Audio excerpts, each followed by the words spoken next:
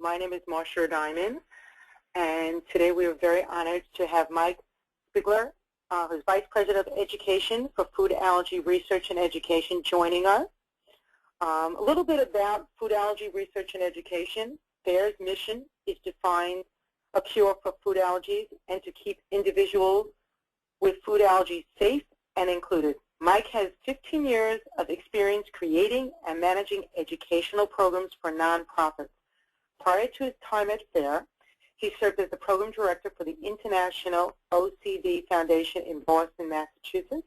And Mike also serves on several food allergy advisory councils, both nationally and internationally, including the National Advisory Board for the Food Allergy Management and Education Program at St. Louis Children's Hospital and the International Food Allergy and Anaphylaxis Alliance. So Mike is very well versed, and I'm so glad he joined us today. Thank you all for joining us as well. I think it'll be an exciting hour to learn more about being allergy safe. I'm very grateful that OlliServe sponsors these free webinars, these educational webinars. Some housekeeping tips are, if you have questions, please type them in. On Monday, you'll be able to download the PowerPoint slideshow as well as to YouTube to see the webinar over again if you need to be. There'll be some resource information on the last slide, so you'll be able to get it and to contact Mike or myself. The CEU credit will be, the certificate of participation will be located on the OlliServe website starting next week on Tuesday. So on Tuesday, you'll probably be able to download everything you need. Any questions, give me a call or a shout. But again, today's exciting program, today's is how are you handling the surge of food allergies? So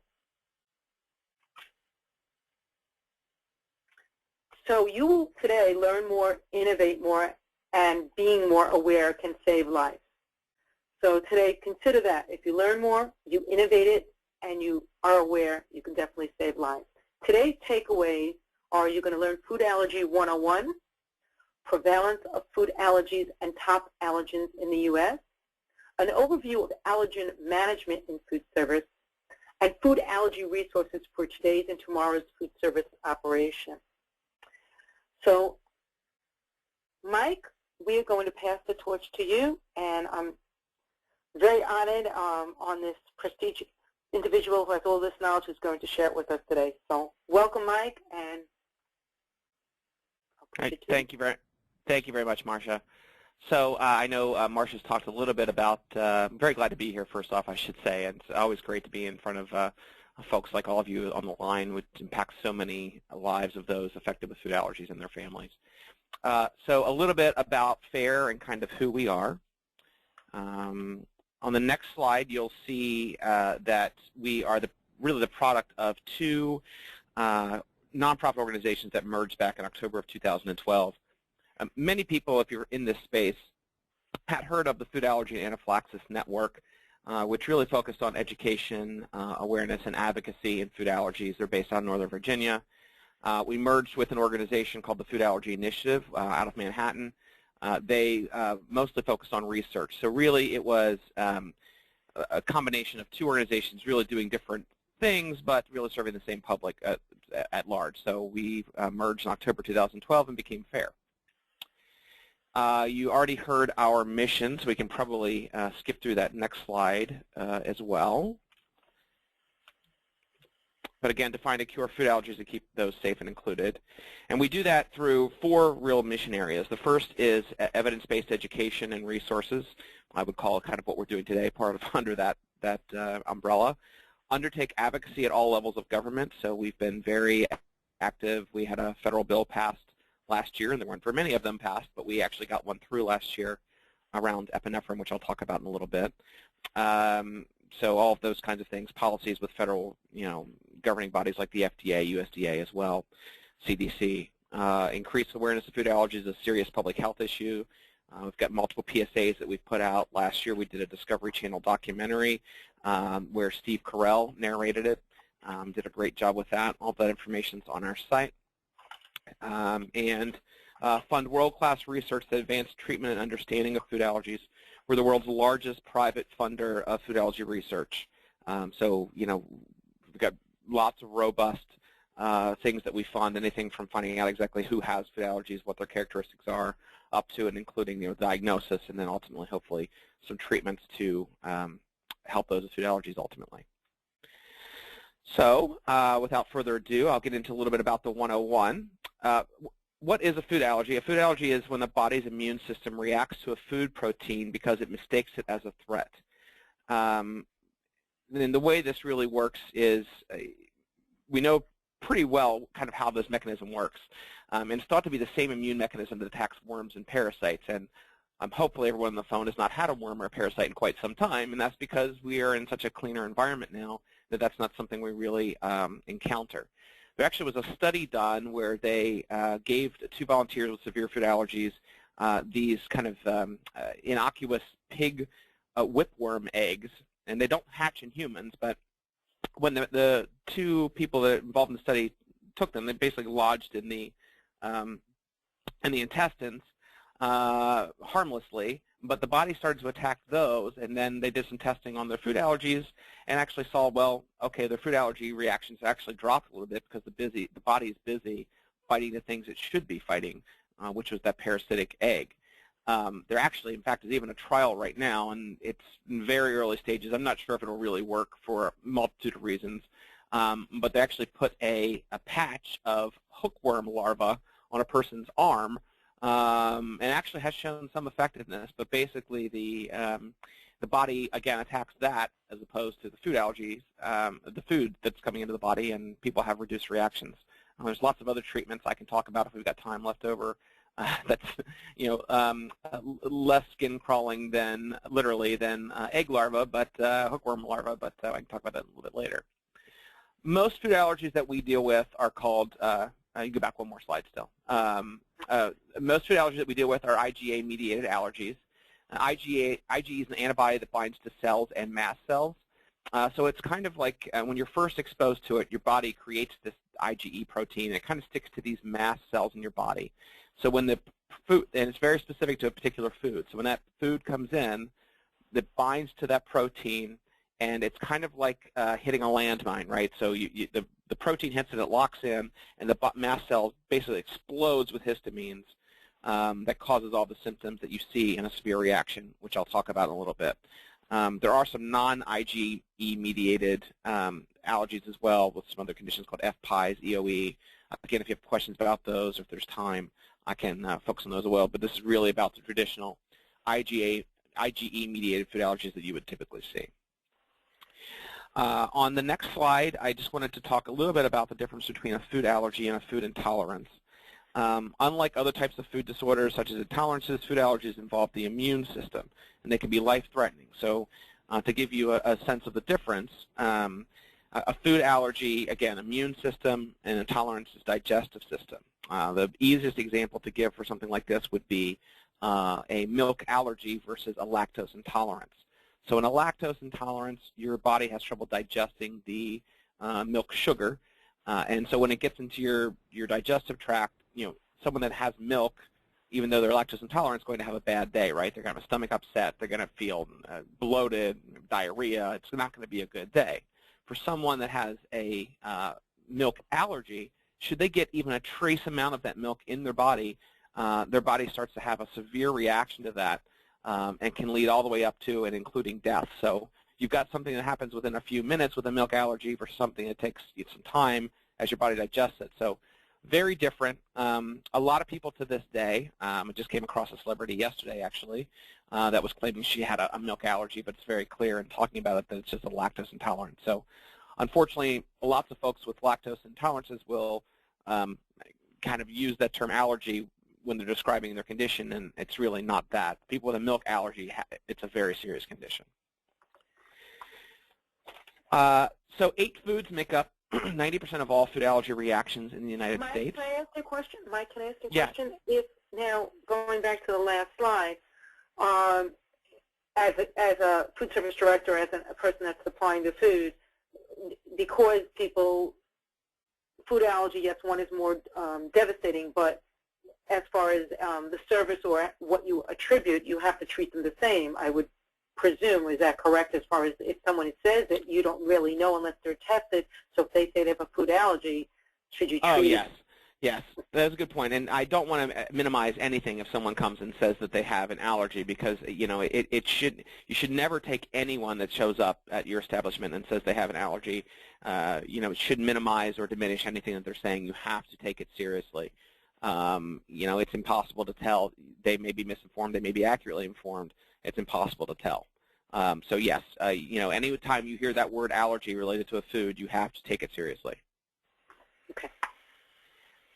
So 8 foods make up 90% of all food allergy reactions in the United States. You know, if you guys are food service directors and working this, I'm sure you're very familiar with these 8, but they're peanut, tree nuts, milk, egg, wheat, soy, fish, specifically finfish, shellfish, specifically crustacean shellfish, so crab, lobster, etc. Certainly there are allergies to things like oysters and clams, but those aren't the ones that we kind of put in this top 8. What's really important is, and again, just to reiterate that point, all food allergies need to be taken seriously. There are over 170 foods that have been identified as being able to cause serious reactions. So an overall policy of treating allergies, you know, very seriously in the same manner is important. You know, if you're running an establishment and, you know, someone comes up with something that's not in this top 8, you can't just ignore it and say, like, well, I heard that's not really a common allergy. It could still have just as a devastating effect should they have a reaction to it. And depending, and again, this other thing to stress, this is just the United States. So in other countries like Israel, Australia, they have higher rates of sesame allergies. If you go to a country like Italy, they have lower rates of peanut allergy. It just seems to be related to what the common foods are in the diet. In Singapore, as an example, as probably one of the stranger allergies I've heard, the 4th most common anaphylactic reaction inducing food is bird's nest from bird's nest soup. So, you know, especially for those of you that are dealing with a lot of international visitors, you have to really take everything seriously and have some methods in place to deal with folks when they alert you to whatever their allergy might be. So on the next slide is just a quote. The very first presentation I ever gave for FAIR, I was sitting at a lunch right before I went on. It was a conference of nutritionists and food scientists, and a food scientist sitting across the table from me, and she said, you know, is this food allergy thing real? It was never around when I was a kid. This just seems to be like a fad. People want to be different and stand out and, you know, feel special when they go to eat out. I want to assure you that that's not the case, and hopefully these next few slides will kind of show you that.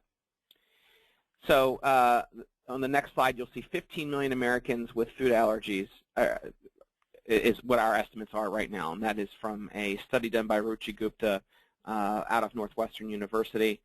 If you think about that, that's equal to the populations of New York City, Chicago, and Los Angeles combined. If it were to be a state, it'd be the 5th largest state. So we're talking about lots and lots of people with food allergies.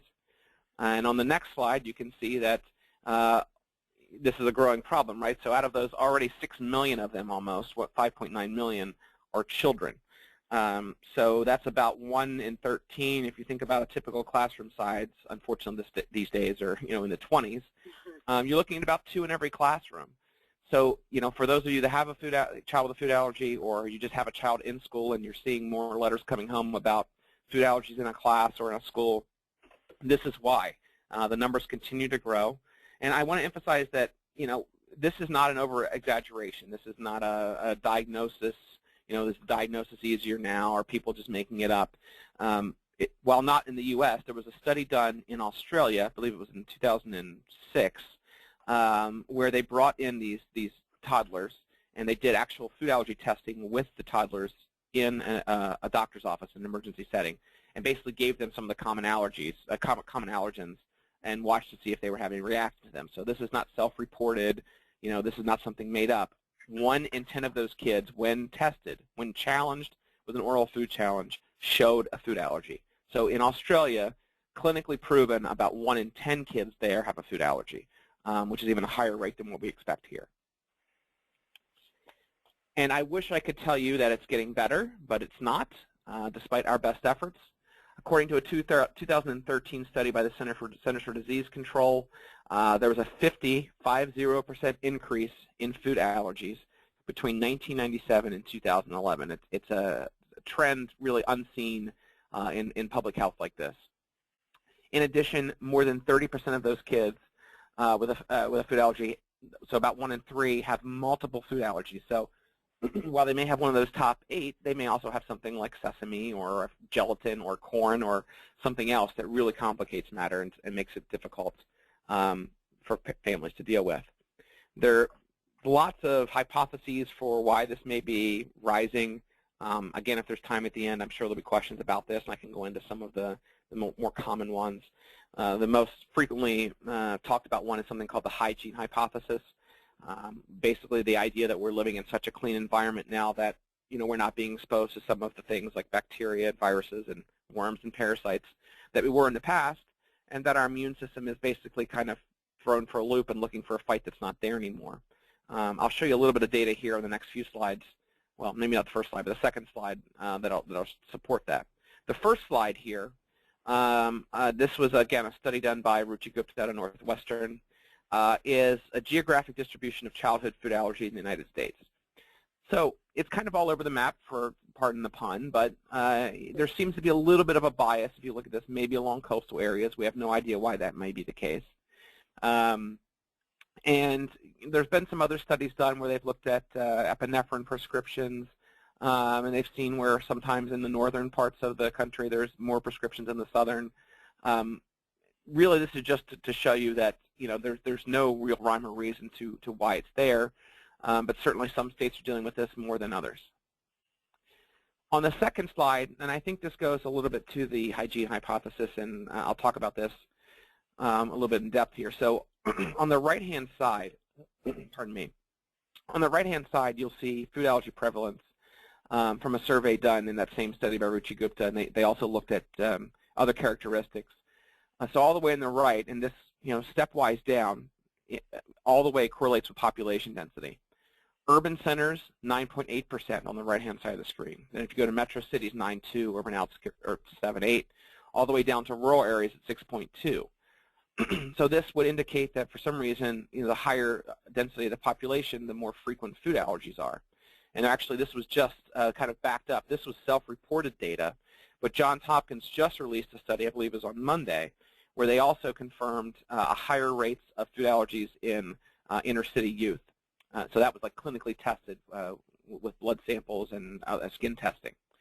So we don't know why that is.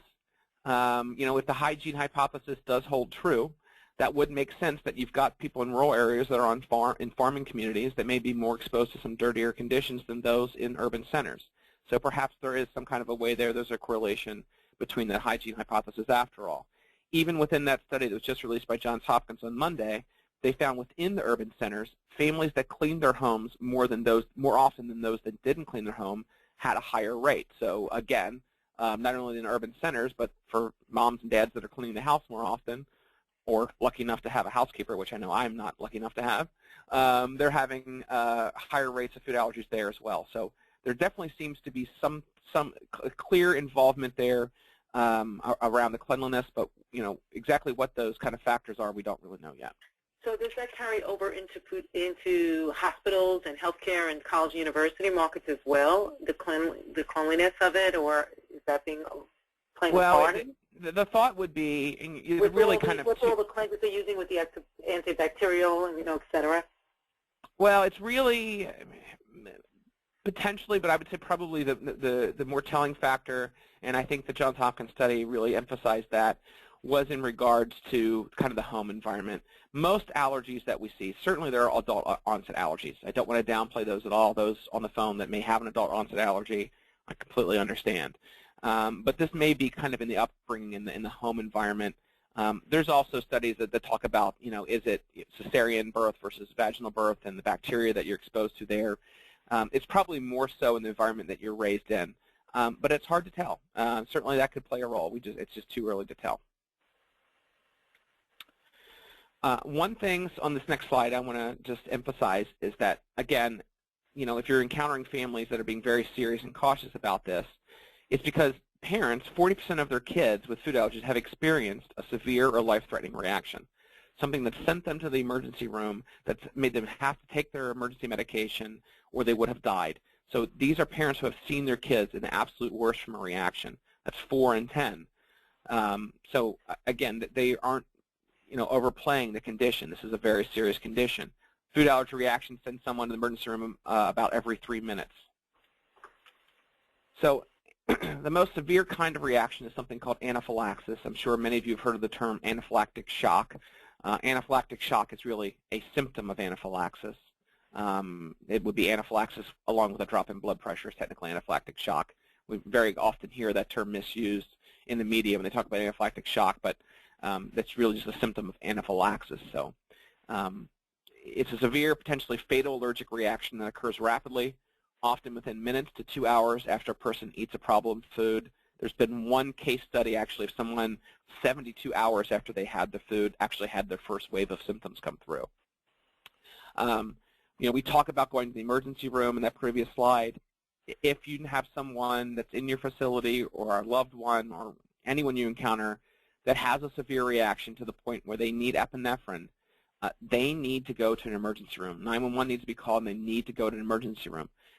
It's not because the medication is dangerous. It's because in about 1 in 20 to 1 in 10, different studies have shown different things, about 1 in 10 have what's called a biphasic reaction. So the symptoms go away. You've given the epinephrine. Okay, things seem fine. 4 to 6 hours later, the symptoms come all the way raging back again, and usually more medications needed. So we absolutely recommend if someone's had a severe reaction, they need to go to the hospital for that reason. And I'll talk about some of the policies that you should put in place around that later. Sorry, just Marcia, go back to that slide just really quickly. Sorry about that. Yep. So symptoms can involve the skin, the gastrointestinal tract. So skin, you would see things like hives spreading all over the body, gastrointestinal tract, so vomiting as it progresses, diarrhea, respiratory system. So a lot of people think that your heart stops when you have anaphylaxis, and that's what kills you. It's really not not the ultimate reason. Usually it's issues with the respiratory system. So lungs shutting down, throat closing up, which then, of course, causes lack of oxygen to the heart, which can kill a person. But certainly cardiovascular symptoms like drops in blood pressure can be a symptom as well. And those kinds of things are the ones that are most dangerous. On the next slide, I just wanted to show you photos of the most common epinephrine auto-injectors. And frankly, these are actually the only 3 on the market right now. EpiPen you've probably heard of before. It's now synonymous with an epinephrine auto-injector, just as you say the word Xerox for copies or Kleenex for a tissue. It's because they have about 90% of the market. But there's now other players on the market. AviQ is a new one that's about the size of a deck of cards. It actually talks you through the process with audio cues. It's a cool little device. And then there's more of a generic, Adrenaclick, a generic on the market now as well. It's a little bit cheaper. I want to stress that these are very safe medications. And in fact, there's not anyone that's contraindicated for its use. So some people will say, well, I don't want to have these in my facility. I'm afraid to allow any of my staff to give this. What if I give it to the wrong person, they have a heart attack? If someone's having anaphylaxis, and even if they have a heart condition, the heart condition may or may not be affected by the epinephrine. The anaphylaxis will kill them potentially. So it's not contraindicated for anyone. We always say, when in doubt, give epinephrine. And in fact, in Canada, it's actually sold kind of over the counter. They call it behind the counter. You just have to go up to the pharmacist and say, I'd like to buy an epinephrine auto-injector. They'll pull it out and hand it to you without a prescription. So it's a very safe drug. And as part of that, you're starting to see more legislation passed around the country for what's called undesignated or stock epinephrine. That allows an entity like a school, for example, to have on hand, just as you would a fire extinguisher or an AED, the ability to have these on property that can help someone. That's extremely important in schools. About 1 in 4 reactions happen in a school happen to someone that's never had a reaction before. So they certainly would not have had the medication with them.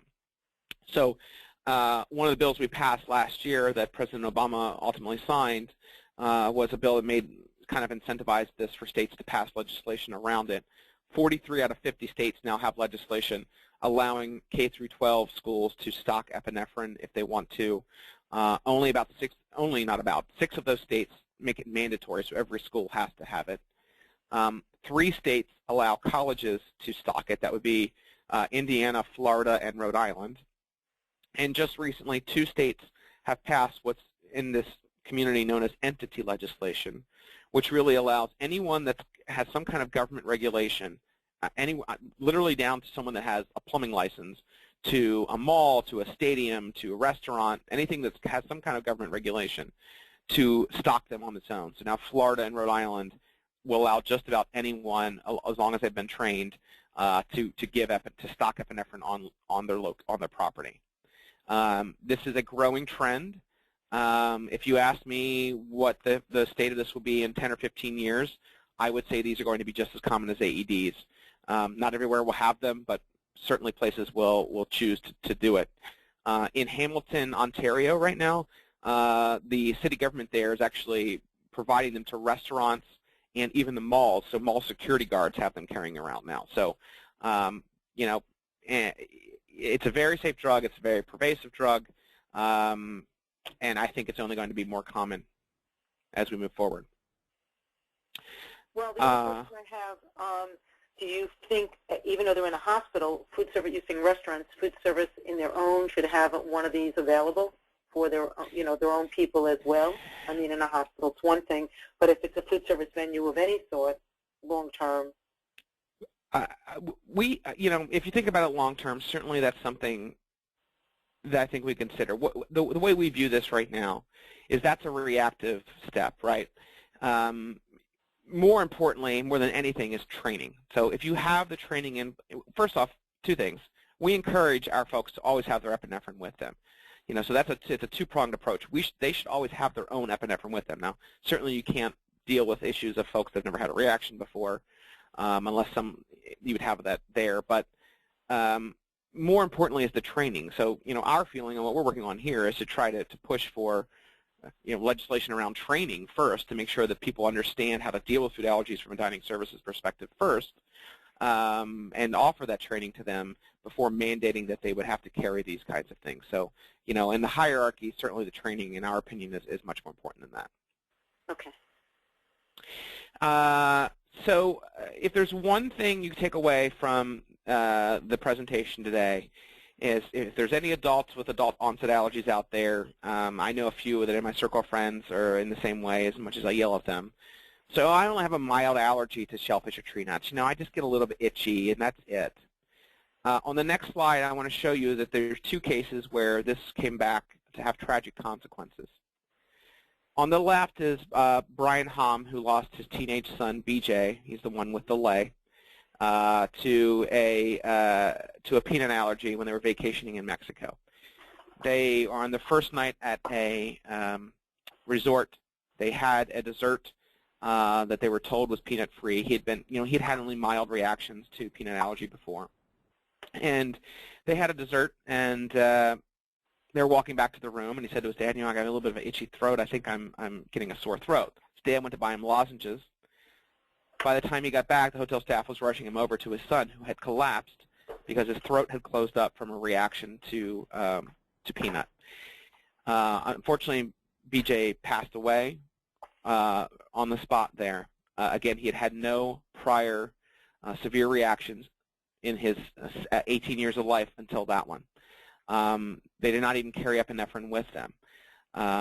So, Brian Hom has been an unbelievable advocate in this field now to take this seriously and to always have your epinephrine with them. So, again, BJ went 17 years without a severe reaction. You're saying everyone should have it? Is that what you're saying? I'm saying everyone that has a food allergy, has a diagnosed food allergy, should have a prescription for epinephrine and should have it with them at all times. Okay. The other girl there made lots of news last year, both locally and on the West Coast, and I think even all the way up to the Today Show. But she had a twin sister. She was at a camp she'd been to for years. She was 13 years old. Again, a mildly diagnosed peanut allergy.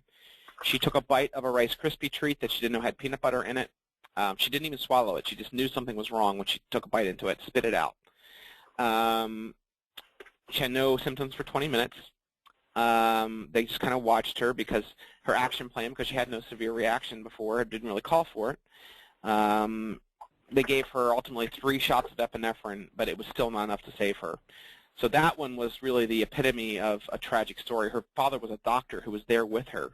She got the medication, but it just goes to show the complete fluctuation you can have in these reactions from 13 years of almost nothing to such a severe reaction that even 3 doses of epinephrine couldn't help her. So again, past reactions do not predict future reactions. That's why you have to take every single food allergy statement that comes into your facility seriously. So you're probably asking, well, what the heck are we doing about it? We have launched a comprehensive program called safefair.org. The next slide just shows a little screenshot of that website. We've developed tools for restaurants and customers, and really a lot of this will apply to not just restaurants, colleges, any kind of food service facility really, as far as the training goes. But we recognize it's a two-way street, and that it's about communication, that customers have to come in and say the right thing when they're coming in, which I'll talk about on the next slide. So we have lots of restaurant tools and resources, sample policies for restaurants, best practices for customer communication. That's on the two-way street. I'll talk actually a little bit later about more in depth on that. Menu suggestions, customer tools and resources. So we have a signature chef card where people can list their allergens on a card that's colored that they can hand to the chef. They can laminate, hand to the server to give to the chef, so it's kind of right there, heading in the back of the house to deal with it. Guides on how to identify appropriate restaurant for customers. Kind of questions to ask, how to have a safe dining experience. Maybe not show up at 7 o'clock at a restaurant on a Saturday night when things are crazy. Maybe a weekday lunch might be a safer way to go. We have a webinar with Chef Joel Schaefer, who really is one of the best allergy chefs in the world. He was kind of the brains behind the accommodations that Disney does now. We have a PSA campaign that's airing right now with 2 Top Chef All-Stars, Mike Isabella and Brian Voltaggio. I think it's been seen by nearly it's had about 1 billion impressions right now. That's not an exaggeration. It's gotten primetime spots. It's on radio, TV. If you watch any Saturday morning, like daytime TV, like some of the Good Morning America weekend editions, some of those kind of things, that's where it's airing a lot right now. And the ultimate goal of the program is to get folks trained. So not only kind of less formally for the customers, but on the next slide you'll see some approved training programs on training food service staff. So the first is Serve Safe Allergens online training program. It was a partnership between FAIR and the National Restaurant Association. It's launched in July of last year, 2013.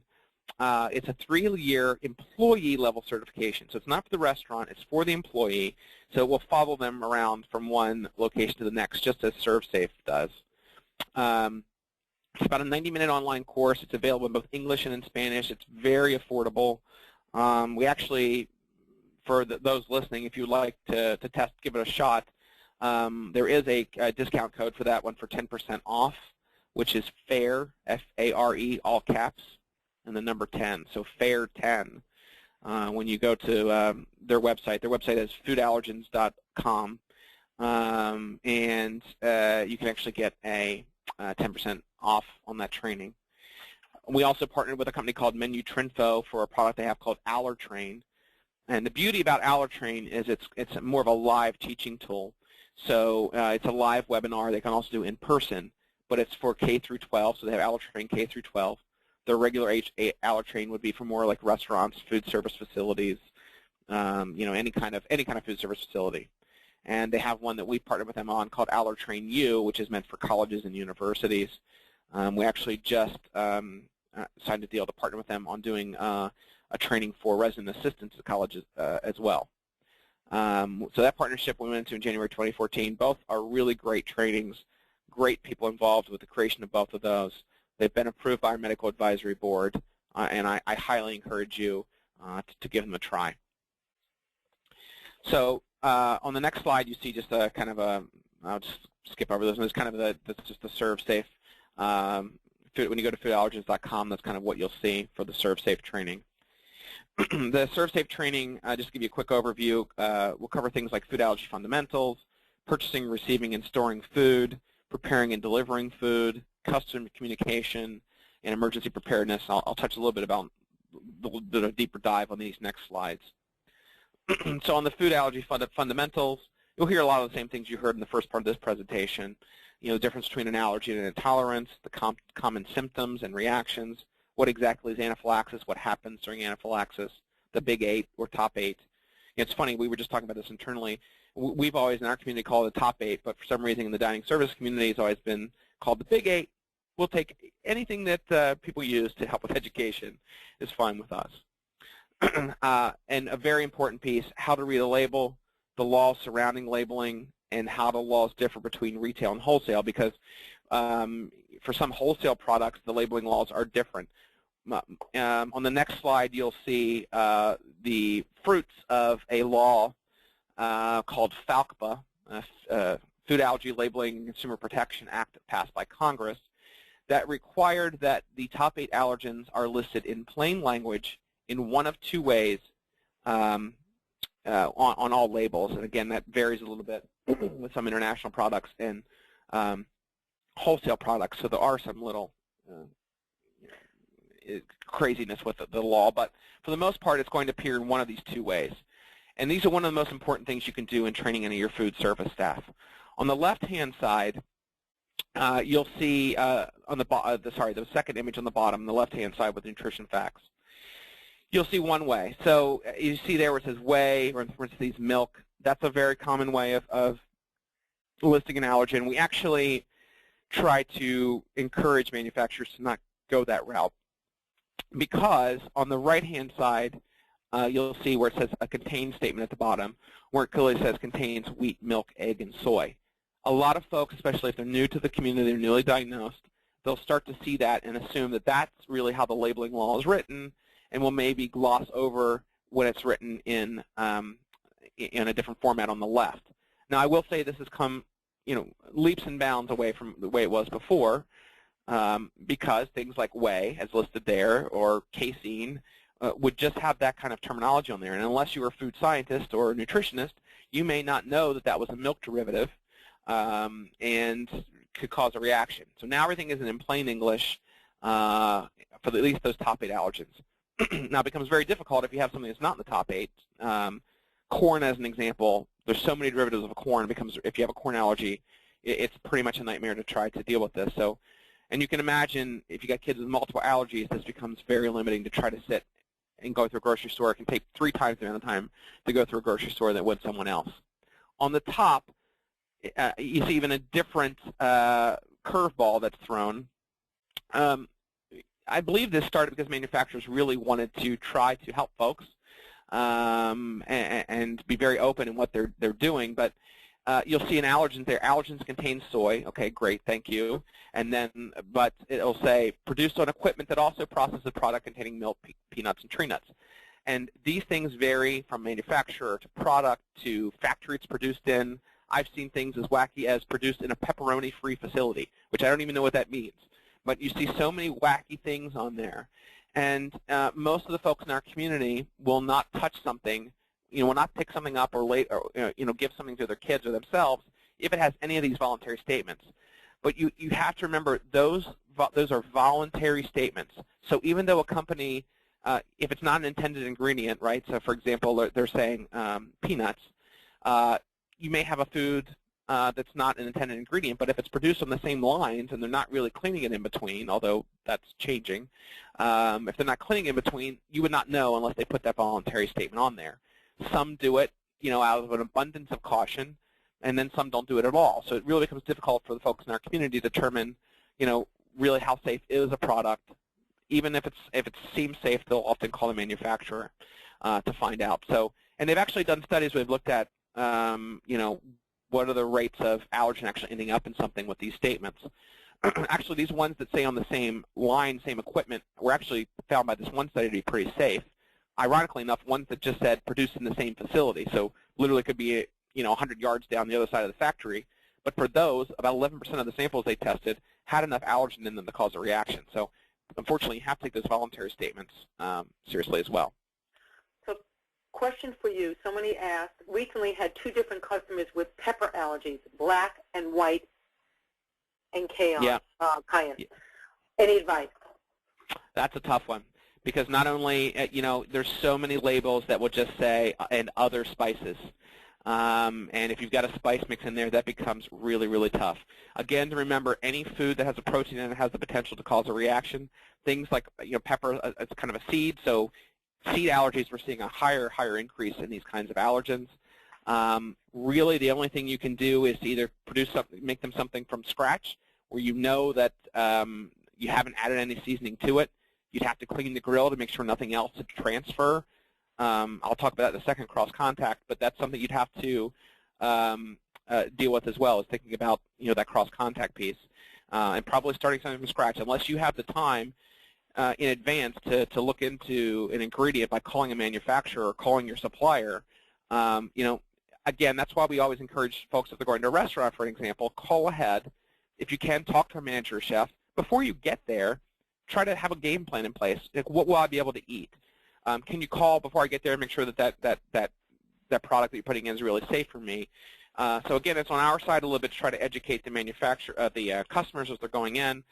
So I can commiserate with you. I know how difficult it is. As someone that runs events here for our folks as well, and trying to figure all that out, I know how challenging it can be. So purchasing, receiving, and storing is covered. How to vet suppliers. So what are the policies on substitutions? Are you suddenly going to have a product like a pudding that you thought was safe, you'd vetted, and suddenly a different pudding shows up and it's got a completely different label on it with a top allergen in it? What policies do they have in place to prevent that? Do they track their ingredients in some kind of a digital way in a database so that you can customize your menus that way? And you can request that. So if you do have from your distributors, will be very much involved in that. If you start to get into it, will be proactive. You need to allow your business partners, your distributors, to make sure they're doing that, because ultimately the liability will stop by you. So you need to make sure you are vetting your supplies, especially with ingredients that are more challenging. Absolutely. So we also cover in there how to unload food to avoid cross-contact. So, did you have a carton of milk that broke and spilled all over your salad greens? Just washing it off may not get the proteins off of the salad greens. So now you've got basically milk allergy on salad greens. So just, thinking about that cross-contact. This is a good place for me to really dive into that cross-contact a little bit. We use the word cross-contact, and really prevalent in the industry previously was something called cross-contamination. We've backed away from that a little bit because when people hear contamination, they think of microbial influences. And because of that, we've encountered lots of chefs who think, oh, well, I can just cook off the allergen and it'll be fine, right? So I was making a cheeseburger, and oh, I forgot to have a milk allergy. Well, I'll just take the cheese off, and I'll scrape the cheese off, and I'll cook the burger a little longer. It doesn't work that way. The protein is a protein is a protein. You can throw a piece of chicken in a fryer for 3 days. When you pull it out, it's going to taste terrible, but it's still going to be chicken. So that protein does not go away. You cannot cook it off. That's why we talk about cross-contact. That's why, making sure that if you're cooking something on a grill, as I was just mentioning about the pepper, that and this is true for celiac and gluten issues as well. If you're grilling bread on a grill, you can't produce a gluten-free item then on that grill because they'll have cross-contact. There was a child who died in Canada from simply someone using the same tongs to serve her French fries as tongs they had previously used, a few minutes ago that had cheese fries. So, they wiped them off, but the fact that trace amount was all it took for that girl with the milk allergy. She died from just that cross-contact of utensils. So you have to clean and sanitize, or if you can, use dedicated equipment. Yep. On the next slide, you'll see talking a little bit about some of that cleaning and sanitizing, the surfaces, dishware, flatware, tables and chairs. Again, it's one of the areas where it makes sense to have some dedicated, kitchenware because, peanut allergen, they've done a study where if you leave peanut allergen on like a counter or a school desk or something like that, it will stay there for 110 days before you can't trace it anymore. So, it's hard to clean some of these things, and you're going to have some equipment that's difficult to clean. So when possible, and I know some places have more space than others, and more money than others, dedicate equipment when you can. So that includes things like, designated pans, cutting boards, knives. Lots of different companies are making those kinds of things now. And then once you're done all those things, meal completion. So how do you get the meal to the guest? And in a way, especially when you're dealing with a college or school setting, where you're trying not to avoid some of that stigma, in a way that's really so, a little more subtle. Double plating, different colored plate.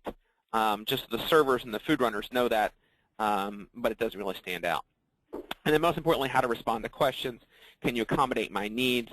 Please, if someone comes and asks if they can accommodate you, say either yes or no, or I will find out the answer. Don't guess. I've seen servers do this before. You should probably be okay. If that's said or to anyone with a food allergy, they are going to turn and run away. They would much rather and leave with a pretty bad experience. Where if you just said, you know what, we just don't think we can do it, that's actually a better answer than I don't know. I think you'll be okay. Give them a solid answer one way or the other.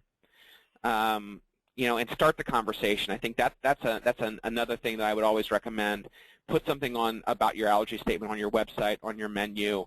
Put it into the typical script that's asked when a server comes to a table or someone's waited at a counter service. Do you have any food allergies that we need to think about? That will bring the anxiety level way down immediately, and it immediately puts in their head, okay, they get it. They at least are asking me about it, and really just sets the stage. And then, again, just being able to easily explain what you're capable of doing and what you're not capable of doing.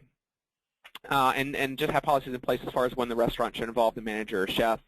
A best practice that I've seen that's really made folks happy when I've been out to dinner with folks with severe food allergies is, Maggiano's was a great example. We went to dinner with someone there, said they had food allergy. The server immediately stopped, and he said, hold on, I'm going to go get the chef. The chef came back with pad and paper and immediately came up with something that was safe for that individual. Again, it just set the tone. Yeah. Customer communications, and what you're saying is it's a two-way street. So therefore, in the restaurant, whether we're dealing with residents, whether you're dealing with patients, employees, it's, again, making sure that you are putting people at ease and having separation and telling them what you are doing. Again, being proactive about it. Encourage them to state their food allergies and to do it with a chef card, which is the easiest way, so that you don't show up in a mid-afternoon Saturday rush and say, oh, by the way, I have egg, soy, wheat, fish, blueberry, banana, and fish allergies, so can you accommodate me? A server's head's going to be spinning. So, we encourage them to just do it in a very calm, written way if possible. Emergency preparedness is extremely important. So how do you identify if a person is having an allergic reaction? And so that's part of this training, what to do when an allergic reaction occurs. That's on the next slide, Marcia. And most importantly, if someone's having a reaction, to call 911, tell the operator that the person's having a suspected allergic reaction. But if you're in a hospital, obviously you'll call over to your, again, if you're in a facility, in a long-term facility, that you may have to call 911. But if you're in a facility where you are in a hospital, obviously you can contact who you need to. You can, but believe it or not, I actually encountered a hospital that said that was their protocol, even though they're in the hospital, to call 911 first, as bizarre as that sounds, wow. to get them there. So I don't know why that was the case, but I have encountered a hospital that did do that before. And explain to the person's having a reaction. And if you're, obviously this wouldn't apply if you're in a hospital setting, but if the ambulance is coming, to make sure that there is epinephrine on board.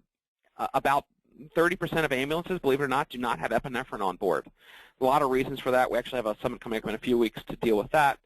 But some of the responders also may not have the protocols at their disposal to even give the epinephrine once they show up. So for those that have completed either one of those two trainings, if you have at least one employee of a manager or chef level, you can, for free, be added to a searchable database of trained restaurants. And for those that have a hospital that has a restaurant open to the public, or some other food service facility that public comes through, even if they're visiting, a patient, I would encourage you to do it and get in the database, because these folks are going to start to be able to use this, their mobile devices, to find locations. And if you've got a loved one in a hospital, for example, and they're going to be there for a while, okay, we need to grab dinner. Where do we go? And they start searching. Well, heck, your hospital cafeteria could pop up right there on top of the list, and they're likely not going to choose to just go to you as opposed to driving 10 miles, 20 miles somewhere they feel safe. It's a great way to brand your It's a great way to brand your restaurant, market it, that you're doing things safely, and that you're being proactive. And it also carries over into other aspects of your operations. Absolutely. And we even have a window sticker we give you for free that shows, just like the Yelp stickers that are out there now, the Zagat ones. We have ones for those that have been trained. And the other thing is, when Mike had mentioned about having designated areas and designated utensils, many of your distributors or dealers have utensils that are purple. Purple is the color that's been designated as, if you see purple, that's designated as allergen safe. So Mike had mentioned allergy awareness, staff training, best practices including cooking, transfer, and mail delivery equipment with color-coded tools. If you tell everyone purple is the defense against, one of the defenses against that, people become more aware. It signifies special allergy zone. Chefs wearing aprons in that area that's purple. It knows, people denote it, and therefore even your staff knows not to cross-contaminate it. All you serve in Lakeside joined together with a couple of their clients who needed, for example, in their cafeteria, a display cooking area. And in that area, it's colored purple. In that area, they have equipment that has purple on top of the stainless steel, hand washing sink, carts, and room service cards and mail delivery cards to denote that anything that goes into it has not been touched by any other product lines except allergen safe. So again, working with you, companies such as All You Serve in Lakeside really partner with you to make an allergen safe environment. Then you have, the pots that you see with the handles. There are lots of companies such as Hubert, US Foods, that have those handles. There are, I know I have a blue lab coat on here, but you can get purple uniforms. So again, denoting. In the university segment, parents have been told for years that there's allergen-free or allergen-safe areas. Seeing is believing.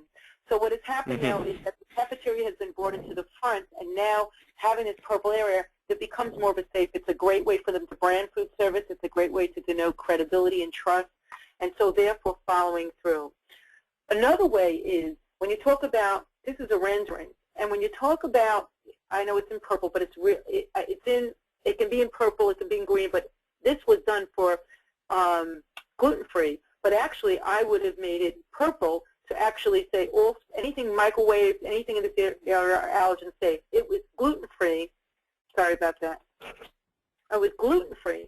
So because it was gluten-free, they did it this way. But I would make the whole area allergen-free, allergen safe, which makes gluten all the components.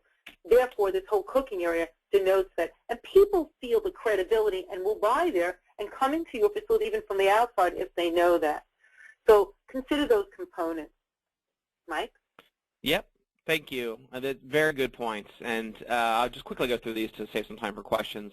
On our website, we have lots of great programs you can check out. Our Food Allergy Field Guide's a great guide for newly diagnosed patients. You can download it. Allergists are also giving it out around the country for free.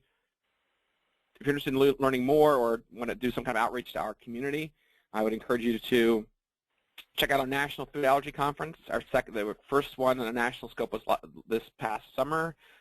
Next year we'll be in Long Beach, California. We'll have a lot more information on our site about that soon. We also have a monthly webinar series with everything archived. Feel free to check that out on our site. Do lots of teen programming, Teen Summit. I have a teen advisory group. College Food Allergy Program is very important, and we're actually producing some very comprehensive dining guidelines and just really university management in general on that. You can find that on our website, the College Food Allergy Program. The draft pilot phase guidelines will be coming out probably around November. We'll make those public. It's not been created by us. It's been created by the community. So we've brought together subject matter experts that included more than 50 different colleges to really put together what we think are best practices for handling food allergies, not only in dining services, but resident life health services across the board. Interesting. interesting that you said that the college, the thing is, it's again, you're doing a lot more proactive to minimize liability, make sure people are more healthful in their eating, and food service venues are safer, ultimately, Yeah. and it's safer for everybody. Yeah, absolutely. We have lots of support group speakers, and anyone that's out there that's interested in either checking out or participating in one of our walks. We have walks in 66 cities across the U.S. Lots of them going on in September and October, so you can check that out on our website. And the next slide just has some of those links to those things. So what we did is left we gave just a few minutes for questions, but I'll stay on as long as you need me to answer questions. Happy to do that. Perfect. And so we gave you some of that. A lot of information. Thank you, Mike. It's a lot of information to get in for the hour, and so we want to make sure that you understood, again, what is a food allergy 101, what constitutes it, what you should be aware of, the resources, food handling, how do you handle your food operation. And I think ultimately when you consider some of these components is that you have to consider your, again, areas like I showed you denoting more safer environments. In that way, knowing a patient is or knowing an employee that's the first step in awareness. But number two, having training, making sure you're denoting it with purple, even if it was purple placemats, a purple meal delivery cart that goes up to the floor, only items that are in there are safe, in the cafeteria, having that purple passion in a university setting, in a residence, and a lot of times in a resident dining room, especially with the elderly, if you have a purple table. Again, having people that, especially with the elderly who transfer their own food by accident, you end up putting yourself up for liability. So consider those components if you have patients or residents with lots of liability that have community or congregate dining. How are you going to best suit them to the liability, the safety? I keep going back to liability, but in food service it seems to be that way, but it's for safety components as well. In that way, I think. Oh, I wanted to just go back. Sorry about that. Let me get back to. Let me see if there's any questions, but let me get back to the presentation, which has been off. Okay. Let me get back to that, and give me a second. Okay. Let's see if there's any questions on that. Looking. I have one question from. Let's see. One question. Oh. And the question is about how do we educate the food safety course that you were speaking about? How do we, does someone come to our facility? How does that work?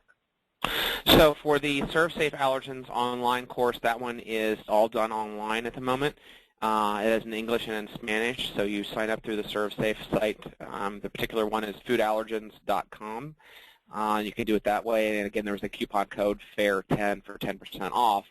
For the AllerTrain one, which also gets really down to if you want K through 12 or university, you can just go to their website, menutrinfo.com, and inquire. But basically, they can do it one of two ways. They can either do a live webinar with you, so that you can answer questions, and they'll answer them in a small group. Or yes, they can actually send someone out to do it live. It's a little more expensive to do it that way because there's the travel costs involved with that, unless you happen to be right where a trainer is. But both of those are options, absolutely. Okay. Well, I think we're 3:57, and if anyone has any more questions, please send them to me, and I'll get them to Mike.